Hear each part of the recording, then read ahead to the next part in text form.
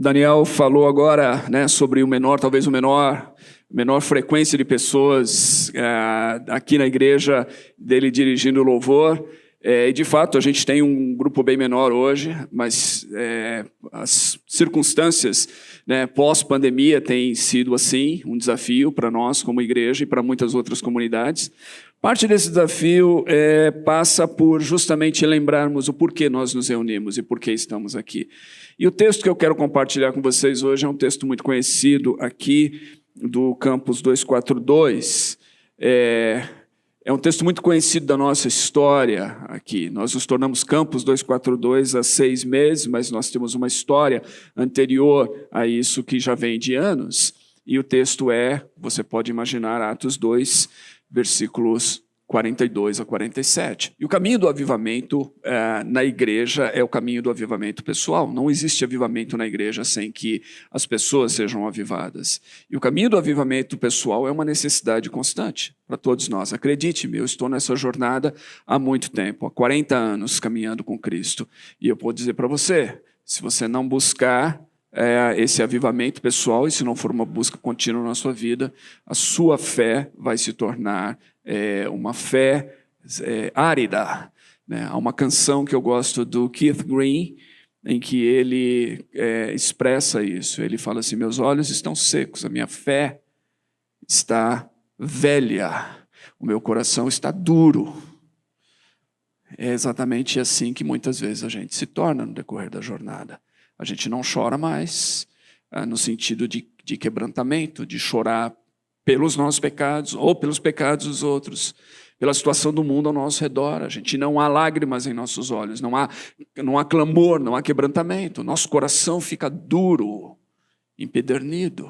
A nossa fé fica envelhecida, apenas uma tradição, alguma coisa que a gente teve no passado, que a gente experimentou em algum momento da nossa vida, mas que já não faz mais diferença para nós hoje. E se nós continuarmos assim por muito tempo, esse é o caminho da morte espiritual. Esse é o caminho da morte espiritual. Então, nós precisamos de avivamento contínuo, assim como a igreja. Então, nesse dia, eu gostaria de falar sobre a igreja. E sobre a igreja avivada, e sobre uma igreja viva. E o texto de Atos 2 é um texto maravilhoso para isso. Porque é essa igreja que nasce lá com a descida do Espírito Santo. Se a gente pode dizer de uma igreja cheia do Espírito, a gente vai falar dessa igreja. Atos 2 é aquele momento inicial, quando o Espírito Santo desce sobre eles, há um mover extraordinário. E questionado acerca do que está acontecendo ali, Pedro, cheio do Espírito, e os demais apóstolos, aquele grupo dos 120 que estavam ali, perseverando juntos, em oração, unânimes.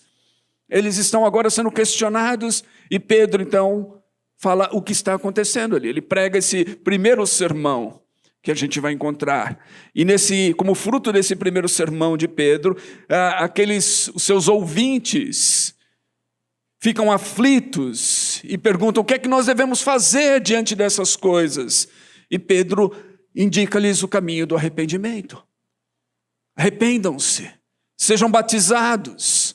E diz que naquele dia reuniu-se ali uma multidão de 3.000 pessoas que se arrependeram dos seus pecados, que foram batizados e que foram agregados àquela comunidade inicial, que diz acerca dessa comunidade no versículo 42, que eles se dedicavam ao ensino dos apóstolos e à comunhão, ao partir do pão e às orações.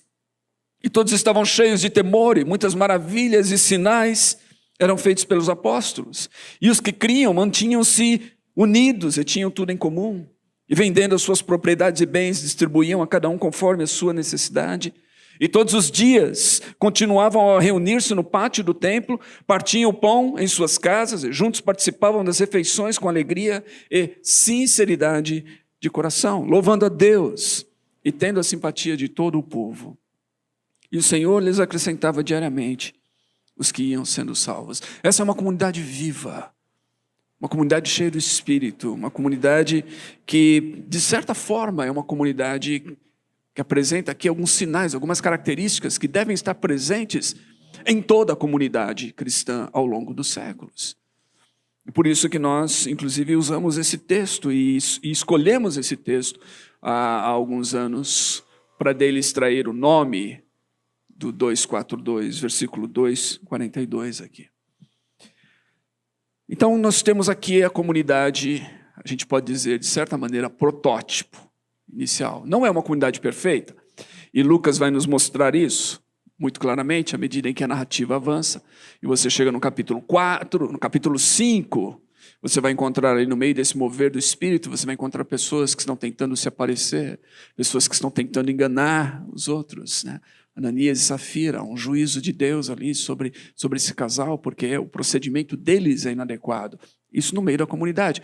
Na comunidade espiritual, na comunidade cheia do Espírito, na comunidade avivada, não significa que todas as coisas vão ser perfeitas e que todas as pessoas engajadas ali vão fazer tudo de acordo com a vontade de Deus e os propósitos de Deus. Às vezes, a gente vai encontrar situações assim.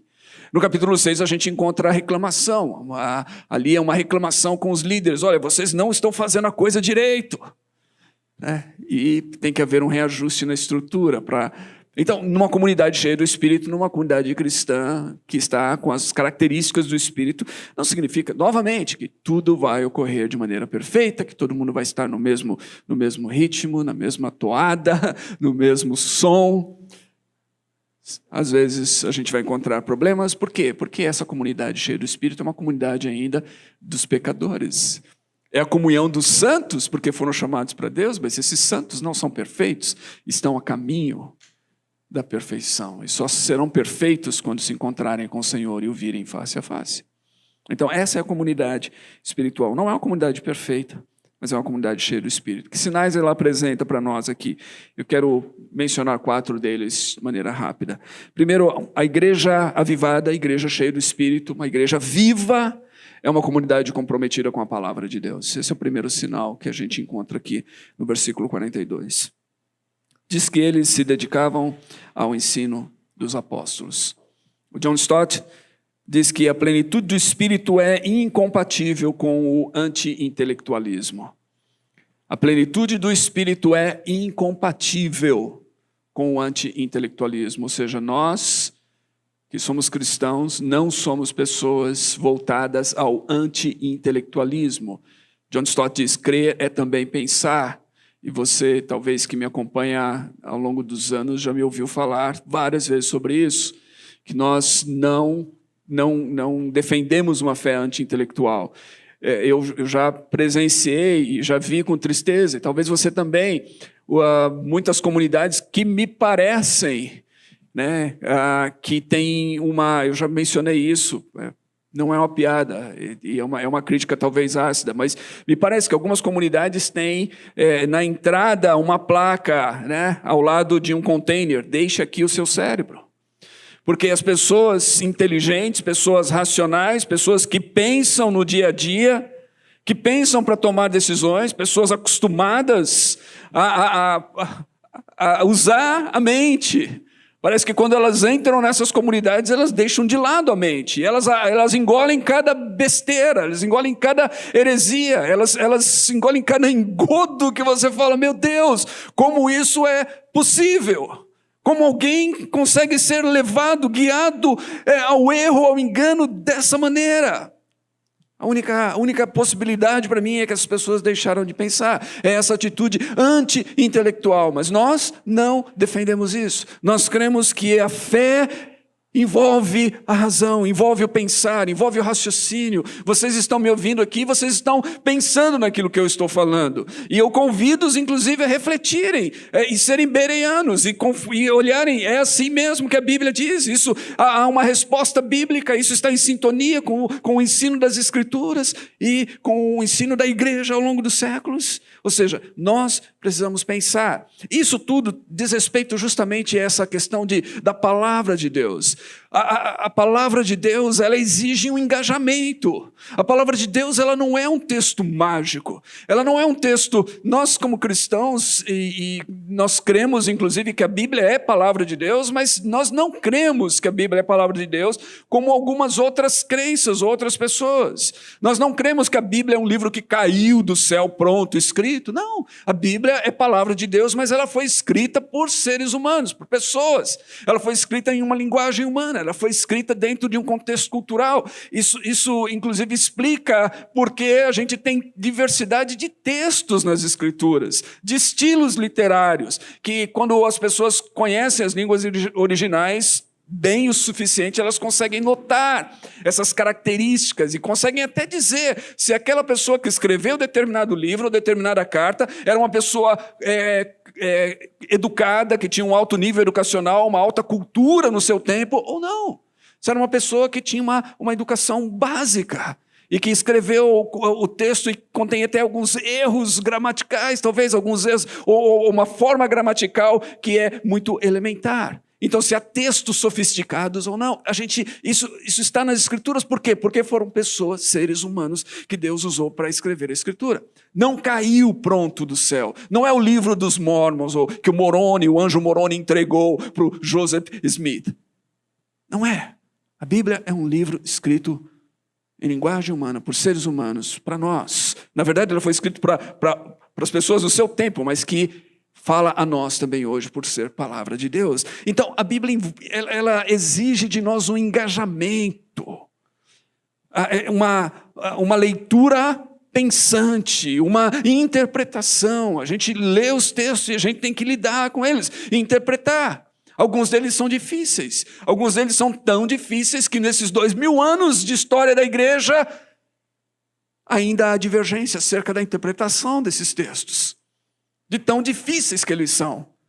Mas essa é a palavra de Deus, é a palavra que a gente precisa manter diante de nós. Então, uma igreja cheia do Espírito é uma igreja que se dedica a ler, a estudar, a ouvir e a proclamar a palavra, o querigma. Essa proclamação da palavra só é possível por parte daqueles que creem na palavra como palavra de Deus, em primeiro lugar. Segundo, que conhecem essa palavra para proclamar. Pedro, no seu primeiro sermão, expôs a palavra. Aquilo que ele conhecia. Ele era um homem simples. O texto de Lucas aqui, em Atos, vai dizer que esses apóstolos eram indoutos, iletrados, ou seja, não tinham um alto nível educacional, eram pessoas simples, mas ele conhecia a palavra, e daquilo que ele conhecia da palavra, ele podia expor a palavra, e pregar, e construir a sua defesa, o seu testemunho, o seu sermão, explicando os acontecimentos do dia de Pentecostes, baseado no texto bíblico. É isso que você vai encontrar lá no capítulo 2. Então, a igreja que anuncia a palavra é a igreja que conhece a palavra, que crê na palavra. Você não pode proclamar essa palavra se você não acreditar que ela é palavra de Deus de fato, que ela fala a nós, que Deus fala através dela para nós, que ela é poderosa para nos transmitir e nos colocar em contato com Deus, que ela é revelação de Deus para nós. Nós de fato não conhecemos sequer Jesus Cristo. Nós não podemos dizer com nenhuma convicção que Deus é amor, se não for por meio dessa palavra, se não acreditarmos nela. Então, a igreja cheia do Espírito é essa comunidade da palavra. O Espírito Santo é o Espírito da verdade. Em João 14,7 diz que nos conduz a toda a verdade. João 16,13, e que faz com que os crentes se lembrem do ensino de Jesus. Em João 14,26, ou seja, se a gente é uma comunidade cheia do Espírito, essa comunidade cheia do Espírito é, novamente, repetindo aqui, uma comunidade da palavra. Aqui diz que eles se dedicavam ao ensino, ao didaquê dos apóstolos. Note novamente aí a necessidade de uma interação intelectual com a palavra. O didaquê é de onde a gente tira a didática. Ou seja, de onde a gente extrai a técnica de instruir, de ensinar na palavra, em outras coisas. Então, exige um engajamento intelectual. N.T. Wright diz o seguinte: onde não se dá atenção aos ensinamentos e ao aprendizado contínuo da vida cristã, as pessoas rapidamente retornam à visão mundana, ou se veem envolvidos pela cultura que as cerca, e terminam com suas mentes moldadas por qualquer pressão social que se mostre mais persuasiva, com Jesus revelando-se uma pálida influência ou uma lembrança remota. É triste dizer, mas essa é a condição de tantas pessoas que abandonaram a palavra de Deus, como alimento, como nutrição para a alma, como vida para o espírito, como direção. Jesus é um nome, elas proclamam, elas dizem, é por isso, meus irmãos. Desculpe, eu estou me desvirtuando aqui bastante, mas é por isso que a gente vive num tempo que você olha as coisas e fala assim, não é possível. Você olha assim em igrejas e coisas e notícias ligadas, e você fala, meu Deus, não é possível isso. Como é que essas pessoas estão seguindo nessa direção? Como é que essas pessoas estão defendendo tal coisa? Como é que essas pessoas estão sendo esse tipo de... Não é possível.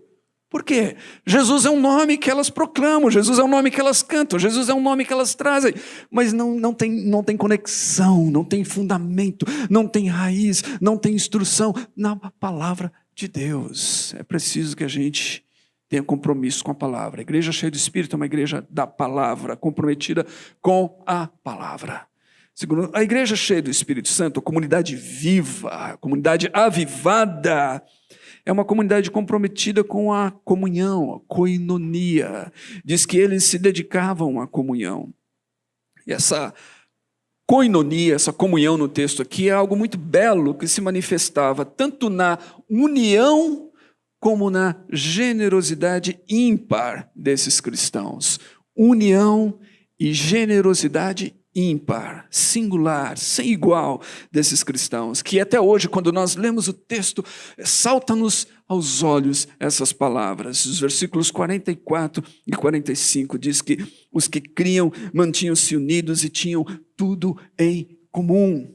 Vendendo as suas propriedades e bens, distribuíam a cada um conforme a sua necessidade. Nota aqui uma união.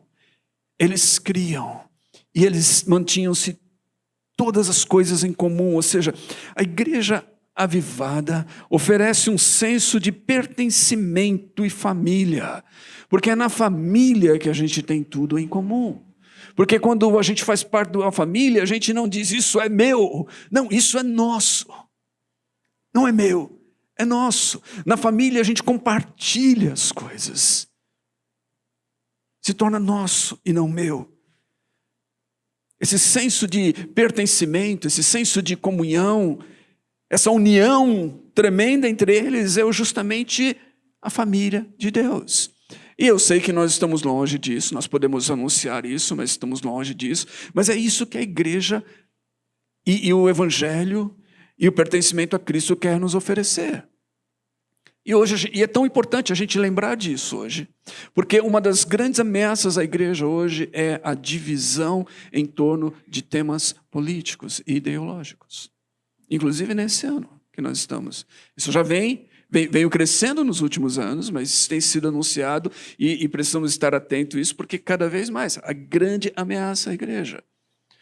A grande ameaça a essa família é que a gente se divida, não por causa de Cristo, mas porque nós colocamos outras coisas como mais importantes em nossas vidas. Como elemento agregador de nossas vidas, temas que não dizem respeito ao reino de Deus, mas dizem respeito a pessoas, seres humanos, projetos humanos falhos, a impérios e reis e governantes e líderes políticos que se levantam e caem. E qual deve ser o elemento agregador na vida do crente, do cristão, daquele que conhece Jesus como Senhor e Salvador da sua vida? É Jesus. Ele é o centro, Ele é o foco. A gente está unido por causa dEle. Somos pessoas diferentes, de contextos de vida, inclusive, diferentes. Mas Cristo nos trouxe para uma família, para pertencermos uns aos outros. Por causa de Cristo, nós nos submetemos uns aos outros. Por causa de Cristo, nós podemos até ter certas convicções diferentes, mas nós submetemos essas convicções à cruz e a Cristo, para que possamos estar unidos. Nós não vamos dividir por causa delas. Nós vamos submetê-las a Cristo. Cristo é mais importante, o Evangelho é mais importante, o reino de Deus é mais importante do que os reinos deste mundo. Então, a união da igreja é fruto dessa presença do Espírito. Quando nós estamos cheios do Espírito, isso nos leva à união. ao senso de família, de pertencimento. E isso leva a uma generosidade, como eu disse, ímpar, singular. Diz que essa igreja, as pessoas ali repartiam dos seus bens. Ou seja, havia um cuidado mútuo entre os cristãos. De tal maneira que eles, ao perceberem alguém necessitado, eles se dispunham a suprir as necessidades dessas pessoas, da comunidade. Nós estamos falando da comunidade. Evidentemente, em algum momento, o cristianismo primitivo, e a gente tem várias histórias sobre isso, os sociólogos trabalharam abundantemente nas últimas décadas para mostrar a influência do cristianismo no Império Romano. Isso expandiu-se de tal maneira a atingir cada vez mais as pessoas fora da igreja também. Mas ele começa no seio da comunidade, entre aqueles que fazem parte da família. Esse cuidado mútuo. Esse auxílio a alguém necessitado, vamos cuidar, vamos ajudar, vamos repartir o que podemos repartir. Isso é algo, novamente, isso é fruto do Espírito Santo, da ação do Espírito. Não é uma coisa imposta, não há um mandamento para que se faça isso. É algo espontâneo. É o amor de Deus fluindo no coração dessas pessoas, sendo traduzido por esse cuidado mútuo do Espírito. E é interessante a gente pensar nisso, porque o primeiro fruto do Espírito é o amor, de acordo com Gálatas, capítulo 5. O fruto do Espírito é o amor. E se há amor em nossos corações, o apóstolo João pergunta na sua carta, em 1 João 3, 17 e 18, se há amor em nossos corações, isso vai se traduzir de maneira prática. Ele diz assim: se alguém tiver recursos materiais e vendo seu irmão em necessidade, não se compadecer dele, como pode permanecer nele o amor de Deus? Filhinhos, não amemos de palavras nem de boca, mas em ação e em verdade. Nota o que João está apelando aqui. Isso daqui já é anos, décadas depois do texto de Atos que nós lemos. Ele está dizendo: se alguém tiver recursos, você tem meios de suprir, de ajudar, de auxiliar um irmão necessitado, e você fecha o seu coração. Você faz de conta que não é com você, não é problema seu. Mas espera aí, na família de Deus, o problema é nosso. Nós somos uma família. Alguém está ferido num corpo, se um membro sofre, todos sofrem com ele, Paulo diz. Se alguém está machucado, se alguém está ferido, se alguém está necessitado, e há meios de suprir, de sanar, de auxiliar, então o amor de Deus se traduz através da ação prática. A igreja avivada é uma igreja da comunhão que se manifesta por união e generosidade. União, pertencimento, família, generosidade, cuidado mútuo, auxílio, proteção. A igreja cheia do Espírito, a igreja viva, a igreja avivada é a comunidade da adoração, a leiturgia.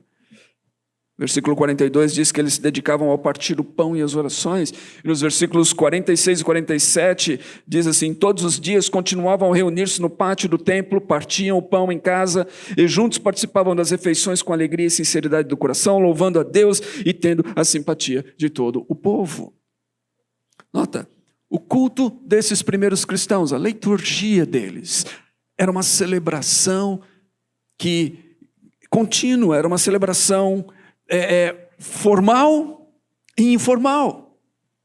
Diz que eles se reuniam no pátio do templo, ali a formalidade dessa celebração.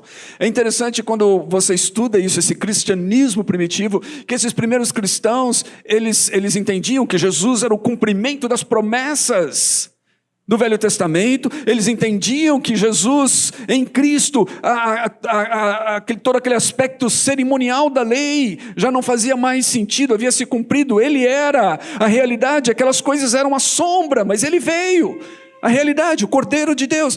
Eles entendiam isso, isso vai se tornando cada vez mais claro na mente desses cristãos. Talvez foi um progresso ali, mas se torna cada vez mais claro. Mas eles não estavam rompendo com a instituição. A princípio, eles foram expulsos da instituição em algum momento. A instituição não os conteve. Mas eles não estavam rompendo, não havia um movimento ali revolucionário, antirreligioso, anti-institucional por parte desses que formaram essa comunidade de Jesus. Não, eles se reuniam no pátio do templo. Eles obedeciam, a gente vai ler no texto de Atos que eles observavam, inclusive, os momentos, os dias e os horários das orações e dos cultos. Havia uma rotina na vida de adoração deles. Ou seja, adoração formal. É o que nós fazemos aqui, quando nós nos reunimos aqui todo domingo, num determinado horário, ou em algum outro momento em que a gente estabelece para fazê-lo. Essa é a adoração formal, é o nosso tempo formal de adoração. Mas havia mais do que isso. Havia também a adoração informal. Ou seja, diz que eles se reuniam também em casa. De casa em casa. Da informalidade dos pequenos encontros domésticos, onde eles estavam novamente cultuando a Deus, louvando a Deus, partindo o pão em nome do Senhor. É interessante que esse partir do pão, que é usado aqui tanto no 42 como no versículo seguinte, é possivelmente uma referência à ceia do Senhor, que era justamente o momento em que eles tomavam as suas refeições comunitárias. Fala da refeição ágape, né? Esse momento, então nesse momento, quando eles estavam comendo juntos, eles celebravam também em memória de Cristo a ceia do Senhor. O que a gente vê aqui muito claramente nesses versículos? Que a igreja cheia do Espírito Santo ela é marcada por uma adoração frequente, contínua. Hoje em dia a gente tem pessoas que acham que se elas vão à igreja uma vez, alguém estava falando aqui, acho que o Hudson, há pouco tempo, num de seus sermões, ele falou assim, né? A pessoa vai à igreja uma vez por mês, ela considera-se como parte da família. Na verdade, hoje em dia tem pessoas que se vão uma vez a cada 3 meses, uma vez por ano, elas são parte da família. Gente, esse não é um modelo de cristianismo bíblico. E eu vou dizer para você, a gente pode apresentar, inclusive, uma série de razões pelas quais a gente não vai com frequência. Mas essas razões, elas acabam, se a gente parar para pensar mesmo, elas acabam sendo mais desculpas fajutas, na maioria dos casos. Eu sei que tem pessoas que, às vezes, por uma enfermidade, por alguma coisa assim, não pode se reunir, mas na maior parte do mundo, cristãos se reúnem frequentemente, regularmente, com grande esforço e sacrifício. O André e a Fátima moraram na África. Eles podem dizer para vocês. Aquelas pessoas que caminham quilômetros, muitas vezes debaixo do sol escaldante, ou em tempos de chuva. Não existe essa coisa, está chovendo demais. Atolando os pés na lama, no barro, estradas de terra, sem pavimentação, caminhando quilômetros e quilômetros para a reunião como igreja. Essa é uma realidade em muitas partes do mundo. Até mesmo o nosso entorno aqui que se tornou perigoso, aqueles que fazem parte da igreja receberam a mensagem hoje de manhã sobre arrastão aqui na rua de baixo e tudo, e você começa a ficar, puxa, se tornou cada vez mais perigoso para ir para a igreja, eu não vou. E eu estava pensando, isso é perigo. Imagina o perigo real que milhares, talvez milhões de cristãos passam ao redor do mundo para se reunirem. O perigo de serem presos. Ou, às vezes, realmente vivendo em situações extremamente perigosas. Mas eles perseveram. Eles desafiam o perigo. Eles consideram que a reunião do povo de Deus é mais importante do que as suas próprias vidas, em alguns casos. Nós nos tornamos, sabe o quê? Em cristãos chocolates. Como alguém já disse, C.T. Studd, se eu não me engano, um grande missionário. Ele escreveu um livro chamado Cristãos Chocolates, derretem. A nossa fé, alguém falava do crente açúcar, né? Não pode chover que ele também dissolve. Nós nos tornamos assim, nós nos tornamos tão confortáveis na nossa bela vida, que para nós qualquer coisa se torna um esforço demais. Eu me lembro quando eu me converti com 14 anos, eu morava bem longe da igreja que eu frequentava. Minha irmã está aqui, Nós pegávamos aquele ônibus todo domingo, de ponto final a ponto final. 1h e pouco. Às vezes nós fazíamos isso 2 vezes. Nós íamos à igreja pela manhã, voltávamos para casa para almoçar, porque a gente não tinha dinheiro para comer na região. A gente voltava para casa para almoçar. Depois a gente voltava para o culto à noite, no final da tarde. Fazíamos isso sábado, fazíamos isso de domingo. Não era para nós uma grande coisa, como se estivéssemos sacrificando as nossas vidas para fazer isso. Era um prazer, era um deleite. Mas hoje em dia, esperar que alguém venha com conforto, às vezes, do transporte público bem melhor hoje do que já foi no passado, ou do seu próprio carro, esperar que alguém venha regularmente à igreja parece difícil. Por quê? Porque nós diminuímos o valor da reunião comunitária. Uma igreja cheia do Espírito, um cristão cheio do Espírito, um cristão cheio de Deus, ele sabe que o seu lugar, como a gente cantou, é aqui. E é lá fora também. Mas é só ela fora, só faz sentido lá fora, só faz sentido a reunião informal, porque ela é orientada, porque ela é fomentada, porque ela é alimentada, porque ela ganha sentido na reunião formal. Assim eram os cristãos da igreja primitiva, adoração frequente, autêntica. Era autêntica essa adoração, era alegre e ela era atrativa. As pessoas olhavam ao redor e elas sentiam-se atraídas por esse grupo de pessoas tão comprometidas com Deus e com a palavra de Deus.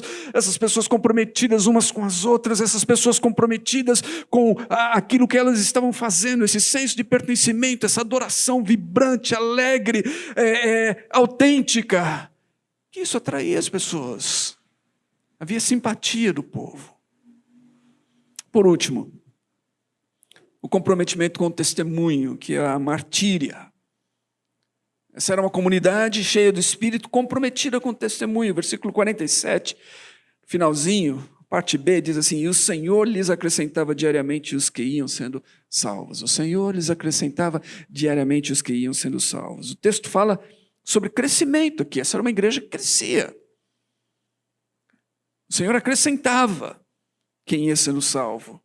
É interessante que a salvação pertence ao Senhor, é o Senhor que salva as pessoas, mas ela é fruto da pregação, ela é fruto do testemunho, ela é fruto dessa martíria desses primeiros cristãos que insistiam em dizer que eles não podiam deixar de anunciar e de falar daquilo que eles tinham visto e ouvido. Eles não podiam deixar de falar daquilo que eles tinham visto e ouvido. Isso é o testemunho deles. Esse é o testemunho que lhes custou, em muitos casos, a própria vida. Mas esse é o testemunho acerca de Jesus. E por causa do testemunho deles, o Espírito Santo agia e Deus salvava pessoas. Deus não salva pessoas no vácuo. Deus salva pessoas como resultado do nosso testemunho cristão. Deus decidiu usar as nossas vidas para testemunharmos acerca de Cristo, a fim de que Ele possa falar aos corações das pessoas e o Espírito Santo convencê-las da sua condição e elas serem salvas. A salvação pertence ao Senhor, mas a mensagem da salvação foi confiada a nós. As boas notícias foram confiadas a nós. O Evangelho foi dado a nós. Se a igreja é a esperança do mundo, a igreja é a esperança do mundo porque nós somos aqueles que anunciamos essa esperança às pessoas. E Deus usa a nossa mensagem. Então essa igreja, nova igreja, essa igreja cheia do Espírito, essa igreja viva, era uma igreja de pessoas comprometidas com o Senhor. John Stott diz o seguinte: nós, os cristãos, estamos unidos não só por nosso compromisso com Jesus Cristo, como também por nosso compromisso com a igreja de Jesus Cristo. O propósito de Deus não é salvar indivíduos e perpetuar seu isolamento. Deus se propôs a edificar a igreja, uma comunidade nova e redimida. Ele diz isso em resposta ao que o texto diz aqui: a cada dia o Senhor lhes acrescentava Ou seja, o salvo é acrescentado onde? Ao reino de Deus? À igreja mística de Cristo? Sim, mas o texto é claro em dizer aqui, lhes acrescentava, à comunidade local. Não existe salvo cristão sem comunidade local. O Senhor acrescentava essas pessoas à comunidade, à família ali, visível. O número deles, inclusive, era contado. Diz que foi acrescentado 3.000 almas. Mais adiante vai falar de 5.000. O número chega a ser contado. Por quê? Porque essas pessoas têm rosto, têm nome, têm identidade, têm presença física. Não são fantasmas. Eu estava vendo hoje, estava conversando com alguém da nossa necessidade de fazermos aí, e nós vamos fazer isso agora, no início de fevereiro. Nós vamos fazer uma reunião, nós vamos fazer uma convocação, e nós vamos fazer uma limpeza no nosso hall de membros. Né?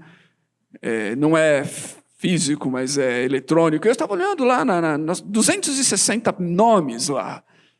Né? 260 pessoas estão com os nomes lá. Nós vamos limpar isso.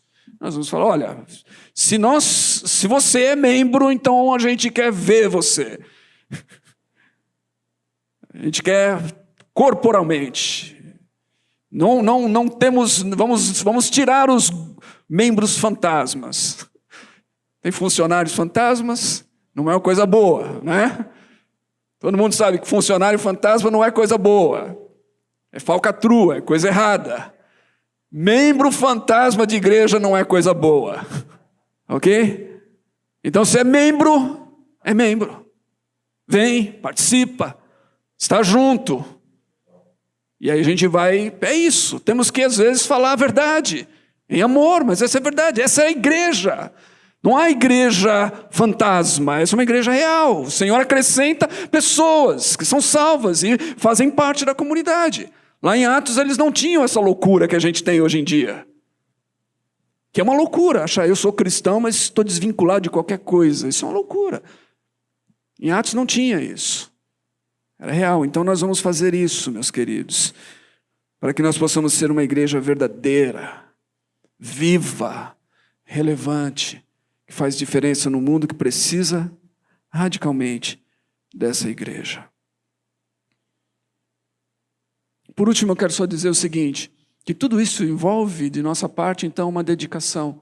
O texto de Atos 42 diz que eles se dedicavam, né?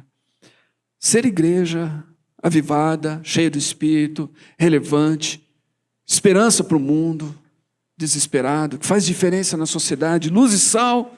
Ser igreja, sim, exige compromisso, exige dedicação, exige constância, exige perseverança. Só assim. Isso tem sido ao longo de todo o tempo na história da igreja. Jesus disse, eu edificarei minha igreja, as portas do inferno não vão prevalecer contra ela. 2000 anos de história. A igreja experimentou tudo quanto é tipo de oposição, perseguição. A igreja atravessou momentos de profunda pobreza. A igreja atravessou momentos de profunda escuridão espiritual. A igreja atravessou momentos junto com a sociedade de epidemias, pestes, pragas, pandemias. A igreja continua atravessando esses momentos. E ela continua firme, por quê? Porque os cristãos perseveram. Eles se dedicam. Eles têm um compromisso. Eles entenderam que a gente está falando de alguma coisa aqui, diz respeito a toda a vida. C.S. Lewis. C.S. Lewis. Poderia ter sido Jesus Cristo, mas foi C.S. Lewis. Ele disse o seguinte, se o cristianismo é verdadeiro, se essa mensagem for verdadeira, ele disse, se essa mensagem não for verdadeira, então ela não tem relevância alguma. Se o cristianismo não é verdade, se ele é falso, não tem relevância alguma. Não adianta você falar, não, eu estou apegado a alguma parte desse negócio aqui, como culturalmente, alguma coisa. Não, se ele não é verdadeiro, meu amigo, larga, abandona, vira suas costas, sacode a poeira dos pés e vai embora, se não é verdade. É isso que ele diz. Mas se é verdade, então isso muda tudo. então ele tem importância extrema, radical, última em nossas vidas. Eu acredito que isso é verdade. Por isso que eu estou perseverando nesses últimos 40 anos da minha vida. Para mim, isso é a verdade última. É a verdade, é a única pela qual eu estou disposto a viver e, se necessário for, morrer por ela. Eu não falo isso porque eu sou o mais corajoso de todas as pessoas. Deus sabe quantas vezes eu oro e falo, Senhor, eu peço que o Senhor me livre de certas coisas, na sua misericórdia. Eu peço que o Senhor não me deixe passar por certas circunstâncias. Mas, se o Senhor quiser que eu passe por essas coisas, eu peço que o Senhor me dê força. Força para permanecer firme. Para jamais negar o teu nome. Para ser fiel em todas as circunstâncias. Porque eu creio nessa verdade. E ela faz diferença para toda a minha vida. E é isso. Se dedicavam porque eles haviam sido mudados radicalmente. Eles agora eram cidadãos de um novo reino. Eles aguardavam a manifestação de Cristo na história. Houve uma salvação, uma conversão, uma mudança de vida real e genuína. Essa é a igreja viva, fruto do Espírito Santo, avivada. Essa é a igreja que eu acredito. Essa é a igreja que nós precisamos mais do que nunca em nossos dias. Mais do que nunca. Nós não precisamos de um cristianismo cultural. Nós não precisamos de evangélicos nominais. Nós não precisamos de pessoas que declaram Jesus com seus lábios e negam com seu estilo de vida. Nós precisamos de pessoas que creem nessa verdade, que vivem para essa verdade e que estão dispostos a morrer por ela se necessário. Vamos orar juntos. Senhor, em nome de Jesus, eu oro por mim, oro por meus irmãos e irmãs aqui, oro por essa comunidade reunida hoje aqui, outros espalhados, acompanhando nos seus lares. Senhor, nós temos vivido 2 anos difíceis, de fato, com a pandemia, e ainda estamos nela. Mas nós somos gratos ao Senhor, porque o Senhor já proveu para nós meios de enfrentarmos essa pandemia. Nós já sabemos como lidar com ela. Nós já temos as vacinas, nós já temos, ó Deus, conhecimento necessário. E nós cremos que logo esse tempo terá passado. Mas Deus, eu peço que o Senhor tenha misericórdia.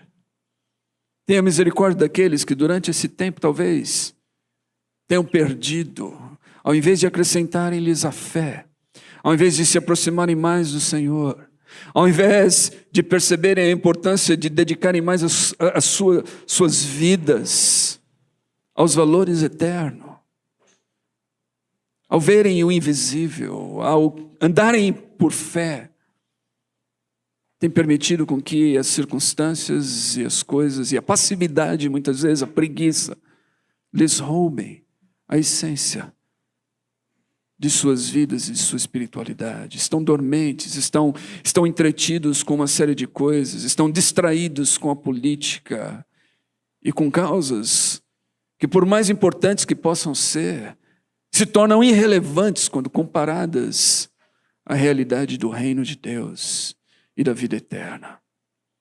Deus, eu peço que o Senhor tenha misericórdia da tua igreja, que o Senhor ajude-nos a sermos sal e luz na sociedade, e nós não seremos sal e luz com cristianismo insosso.